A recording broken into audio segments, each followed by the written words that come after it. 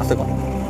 বন্ধুরা দেখুন, একটা সামনে একটা গাড়ি আছে, তো রাস্তাটা খুবই ছোট, তার মধ্যে একটা গাড়ি সাইড করে থাকার ফলে খুবই ন্যারো রাস্তা। তো এখানে আস্তে স্লো হয়ে যেতে হবে আপনাদের, যেহেতু আপনারা নতুন চালাচ্ছেন।